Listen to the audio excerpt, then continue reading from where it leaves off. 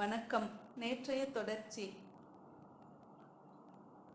ஸ்ரீ ராமாவதாரம் போன்ற அவதாரம், அதாவது பிரிவு வேதனைகளை தாங்கி தியாகங்களாலேயே நிறைந்த அவதாரம் எடுக்கும் அவசியத்தை பரிபூரணனுக்கு நாம் இனி வரும் காலங்களில் ஏற்படுத்தக்கூடாது என்று நாம் அனைவரும் ஒன்றிணைந்து மிகப்பெரிய இந்த அதிமுக்கியத்துவம் வாய்ந்த விஷயத்தை சிந்திப்போம், விரதம் எடுப்போம்.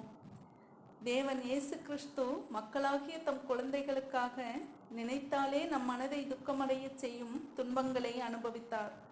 புனித அல்லாவின் மகிமைகள் தெய்வ பிறவியாம் நபிகள் நாயகம் அவர்களின் மேன்மையான உபதேசங்கள் அவசியம் அறியப்பட வேண்டியவை. பரமாத்மா வாழ்ந்து கொண்டிருக்கும் நம் உள்ளங்கள் பொறாமை, அனாவசிய போட்டிகள் மற்ற எல்லாவித தீய எண்ணங்கள் நீங்கிய உள்ளங்களாக பரிபூரணன் மகிழ்வோடு இருப்பதற்கு ஏற்ற இடமாக நம் உள்ளங்கள் திகழ்வதற்கு நாம் என்ன செய்ய வேண்டும்? நன்மை தீமைகள், தர்ம அதர்மங்கள் பற்றி நாம் நன்கு அறிந்து கொள்ள அனைத்து மதத்தினரும் அவரவர் மத புண்ணிய புருஷர்களின் புனித வாழ்வு மற்றும் உபதேசங்களான புராண இதிகாசங்களை நாள்தோறும் நேரம் ஒதுக்கி கற்று ஆழ்மனதில் நிறுத்தி அதன்படி வாழ்வோம். நேற்றைய தொடர்ச்சி.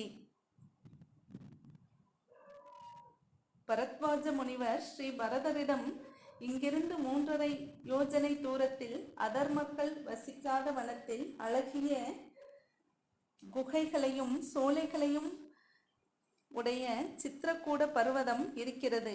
அங்கே மந்தாகினி என்ற நதி ஓடுகிறது. அந்த நதியின் பக்கத்தில் சித்திரக்கூட மலையும் ஸ்ரீராமருடைய பர்ணசாலையும் இருக்கின்றன. அதில் தான் அவர்கள் வசிக்கிறார்கள் என்றார் பரத்வாஜ முனிவர்.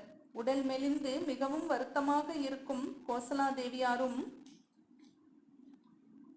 சுமித்ரா தேவியாரும் முனிவருடைய திருவடிகளை பற்றியும் கைகளால் தொட்டு தொழுதனர்.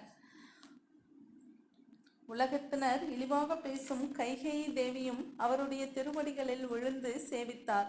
அப்போது முனிவர்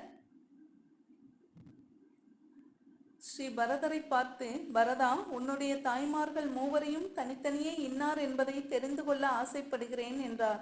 ஸ்ரீ பரதர் முனிவரை வணங்கி, பகவானே, சோகத்தால் மெலிந்து தேவதையைப் போல் நிற்பவரே, தந்தையாரின் பட்ட மகிழ்ச்சியான கோசலா தேவியார், ஸ்ரீராமரை பெற்றவர். இங்கே நிற்பவர் உத்தமையான அன்னை சுமித்ரா தேவி. இந்த தேவியாருக்கு லக்ஷ்மணனும் சத்ருக்னனும் 2 புதல்வர்கள். யாருடைய செயலால் சக்கரவர்த்தி ஸ்ரீராமரை விட்டு பிரிந்து பரலோகத்திற்கு சென்றாரோ, யாருடைய செயலால் புருஷோத்தமர்கள் 2வரும் கானகத்தில் வசிக்கிறார்களோ, அவர்தான் என்னை பெற்ற தாய் கைகேயி. கோபமுடையவள், கர்வமுடையவள், தன்னை விட அழகி உலகத்தில் எவருமில்லை என்று நினைப்பவள், ராஜ்ய அதிகாரத்தில் ஆசை கொண்டவள், ஈவிரக்கமின்றி பாவச் செயலை செய்ய துணிந்தவள். இவளால் தான் எனக்கு பேராபத்து நிகழ்ந்திருக்கிறது. ஸ்ரீ பரதரின் சினமிகுந்த வார்த்தைகளை கேட்ட புத்திமானான அந்த பரத்வாஜர் ஸ்ரீ பரதரை பார்த்து, பரதா, இந்த கைகேயி தேவியாரை நீ இவ்வாறு இகழலாகாது.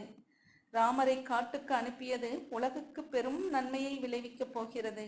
ஸ்ரீராமரை காட்டுக்கு அனுப்பியதால் தான் இவ்வுலகில் தேவர்களுக்கும் மனிதர்களுக்கும் ரிஷிகளுக்கும் நன்மை உண்டாகப் போகிறது என்றார். முனிவரின் சொற்களை கேட்ட ஸ்ரீ பரதர் அவரை வலம் வந்து நமஸ்கரித்து அவரிடம் விடை பெற்று கொண்டார். அந்த சேனையை வெகு தூரம் மிகுந்த சிரமத்துடன் நடத்தி வந்த ஸ்ரீ பரதர் ஆலோசனை கூறுவதில் வல்லவரான வசிஷ்ட பகவானை பார்த்து, பரத்வாஜ முனிவர் கூறிய அடையாளம் அதோ காணப்படுகிறது. அவர் தெரிவித்த இடத்தை வந்தடைந்திருக்கிறோம். இந்த மலைதான் சித்திரக்கூடம், இந்த நதிதான் மந்தாகினி. சித்திரக்கூடத்தின் தாழ்வரையில்தான் மலைகளை ஒத்த என் யானைகள் தங்குகின்றன என்றார். நாளை தொடர்வோம்.